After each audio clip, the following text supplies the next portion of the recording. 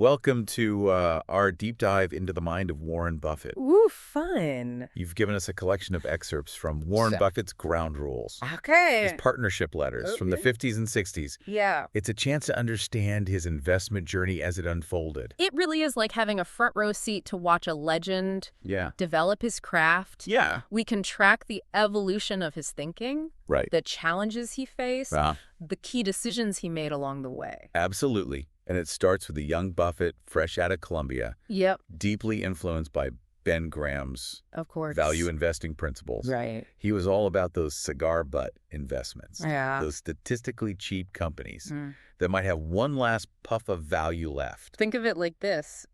In the beginning, he was laser focused on finding those statistically cheap opportunities. Yeah. Almost like a mathematical equation. Right. Buy low, sell high, or repeat. He even mentions Dempster Mill in one of the letters. Yeah. Bought it for a fraction of his networking capital. Okay. Made a quick profit and moved on. Yeah. Classic cigar butt investing. Mm-hmm.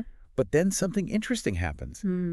He starts realizing that high-quality businesses, though more expensive, possess this incredible ability to compound value over time. It's a pivotal shift. He starts to see that while a cheap cigar butt might give you a quick puff, a high-quality business, even if it costs a bit more, is like a snowball rolling downhill, gathering momentum and value as it goes. And he specifically credits Charlie Munger, his West Coast philosopher, for helping him see this. Munger was instrumental in broadening Buffett's perspective. He challenged Buffett to think beyond just the numbers and consider the qualitative aspects of a business, its management, its competitive advantages, its ability to generate sustainable earnings. Now imagine this, the go-go years of the 1960s hit. Oh, yeah. It's a time of conglomerates, growth stocks, rampant speculation. Everyone's chasing the next hot thing and the market's gone a little crazy. It was a classic example of market exuberance, a period where emotions and speculation drove prices far beyond what was fundamentally justified. Right. And amidst all this frenzy, Buffett sticks to his value principles, even when it means missing out on the short-term gains. Which, as we all know, isn't easy. Yeah. Everyone loves a good party, especially when the music's loud and the drinks are flowing. But here's the thing. Buffett had the discipline and conviction to stay true to his approach. Right. He recognized that those short-term gains often came with excessive risk, and he wasn't willing to compromise his long-term goals.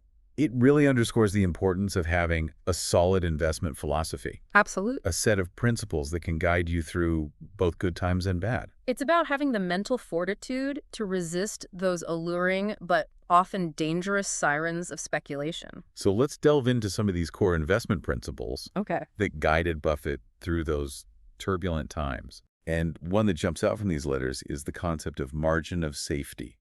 This is pure Ben Graham. Yeah. It's about never paying full price, even for a fantastic business. Right. Always search for that discount to what you believe is the intrinsic value of the company. Like buying $1 for 50 cents, right? Exactly. Yeah. It's about building in a buffer to protect yourself from potential mistakes or unforeseen circumstances. Right. He understood that even the best investors make mistakes. And this margin of safety helps to mitigate those risks. But it's not just about finding a bargain. Right. He also stresses the importance of business quality. He moves beyond simply looking for cheap stocks and starts digging into the qualitative aspects of a business. Yeah. He wants to understand the underlying economics, the management team, and most importantly, the company's competitive advantages. I love how he refers to those advantages as moats. Those votes are what protect a business from competition and allow it to generate sustainable profits over the long term. Yeah. He realized that without those moats, even a seemingly high-return business could quickly see its profits erode away. And it's in these letters that we start to see him articulate another key principle, long-term perspective. Buffett's a master of tuning out the noise. Yeah. He understands that the stock market can be irrational in the short term, driven by fear, greed, and all sorts of unpredictable factors. Yep. But in the long run, he believes the value of a business will be reflected in its stock price. So it's about ignoring those daily or even yearly fluctuations and focusing on the underlying fundamentals of the business. Precisely like compounding do its work over decades, not days. Which can be tough in a world obsessed with instant gratification. It takes patience and discipline qualities that Buffett has in spades.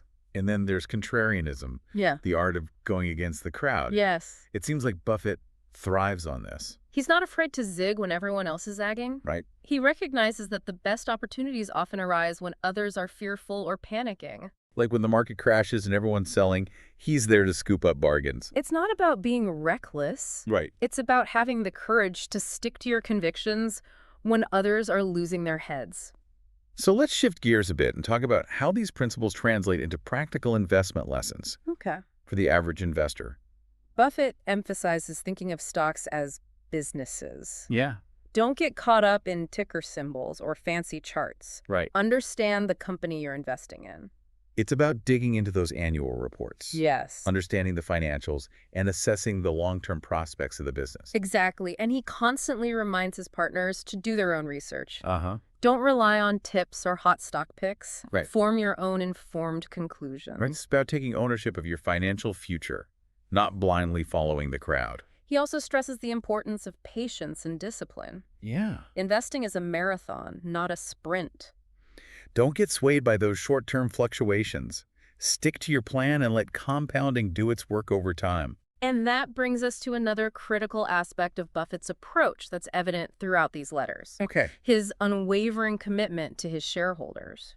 Yes, his partnerships were structured in a way that truly aligned his interests with those of his investors. Absolutely. He wasn't just managing money, he was a partner in their success. He talks about using the same yardstick to measure his performance as his partners. Right. Meaning he wanted to be judged on the same metrics.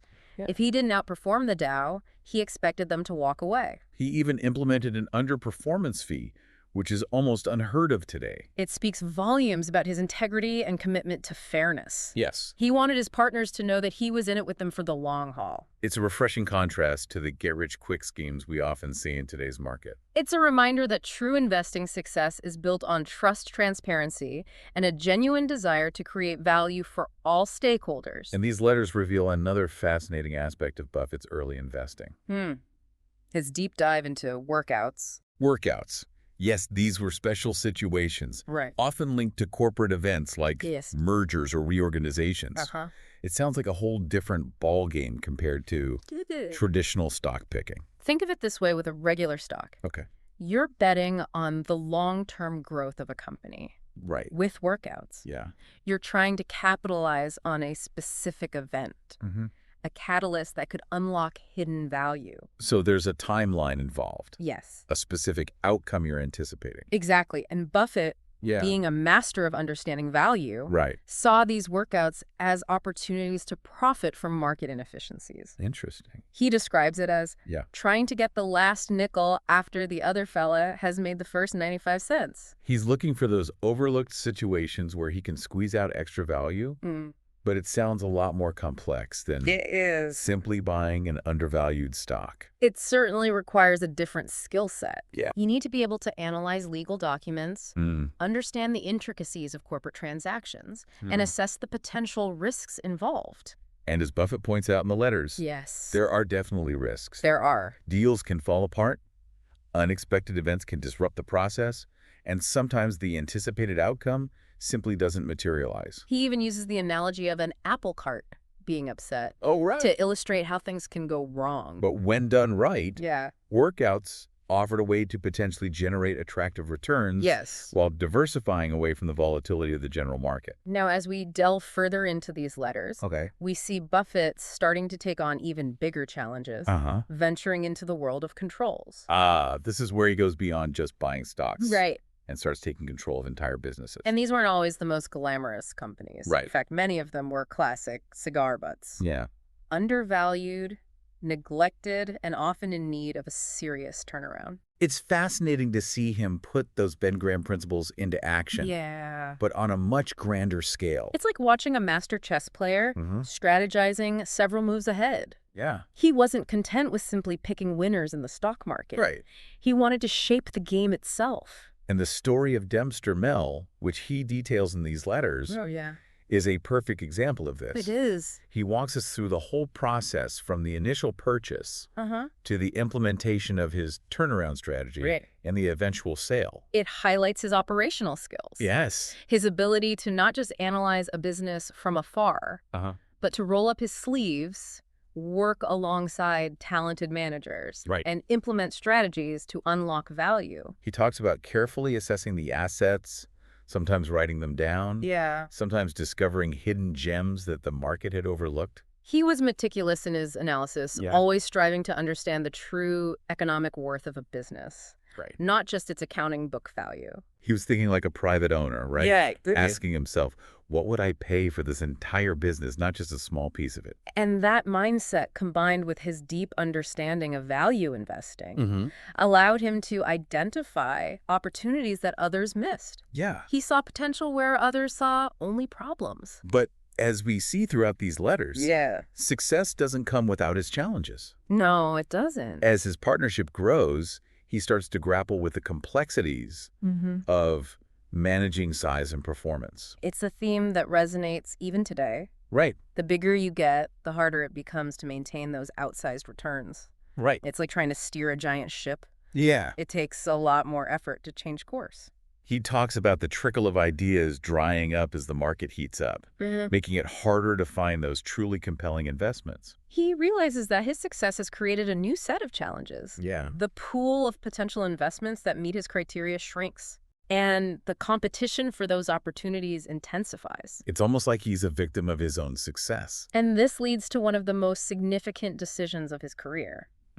The decision to close his partnership. Wait, he closes his partnership? He does. Why would he do that at the height of his success? It wasn't an easy decision. Right. But Buffett recognized that the market environment had changed. Okay. The go-go years were in full swing. Huh? Speculation was rampant. Right. And he wasn't finding enough opportunities that met his stringent criteria. He refused to compromise his principles. Yeah. Or chase those speculative returns. Right. Even if it meant stepping away from the game. He knew that eventually the bubble would burst.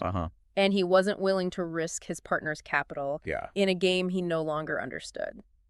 It takes incredible discipline and foresight. It's a testament to his integrity and his commitment to putting his partner's interests first. So even though he's closing his partnership, he doesn't just leave his investors hanging, right? No, he doesn't. He offers them some guidance. He does. As they navigate this new market landscape. Absolutely. And his recommendations are quite surprising. Oh. He suggests that many of his partners might be better off investing in tax-free municipal bonds. Bonds, really? Yes. That doesn't sound very Buffett-like. I know it seems counterintuitive. But remember, this was a time when interest rates were relatively high. Okay. And Buffett believed that stocks in general were overvalued. Right. And unlikely to deliver outsized returns in the coming years. So he's thinking strategically. Yes. Taking into account the prevailing market conditions and the tax implications for his partners. Exactly. He's not just blindly recommending stocks. Right. He's analyzing the risk-reward profile of different asset classes. Yeah. And advising his partners accordingly.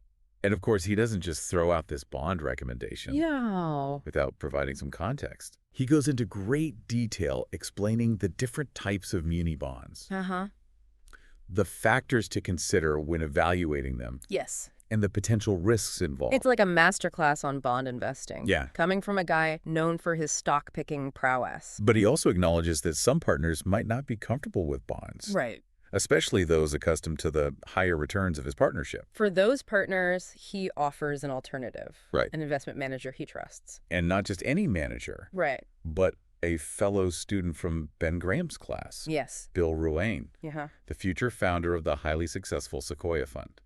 Now, what's striking here is that Buffett doesn't just blindly endorse Ruane. Okay.